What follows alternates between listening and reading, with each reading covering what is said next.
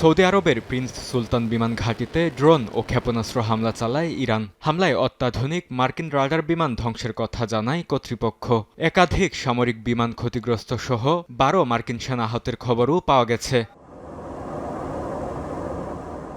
মার্কিন এ বিমান আকাশে ভাসমান রাডার হিসেবে কাজ করে, যা শত শত মাইল দূর থেকে ড্রোন, ক্ষেপণাস্ত্র ও যুদ্ধ বিমান শনাক্ত করতে সক্ষম। যুদ্ধক্ষেত্রে রিয়েল টাইম পরিস্থিতি বুঝতে এটি কমান্ডারদের জন্য অত্যন্ত গুরুত্বপূর্ণ। মার্কিন বাহিনীর বহরে এই ধরনের বিমানের সংখ্যা মাত্র ১৬টি। প্রতিটি তৈরি করতে খরচ পড়ে অন্তত ৫০ কোটি মার্কিন ডলার। এ হামলাকে যুক্তরাষ্ট্রের আকাশ নজরদারি ও প্রতিরক্ষা ব্যবস্থার উপর সরাসরি চ্যালেঞ্জ হিসেবে দেখছেন বিশ্লেষকরা। বরকতুল্লাহ, সময় সংবাদ।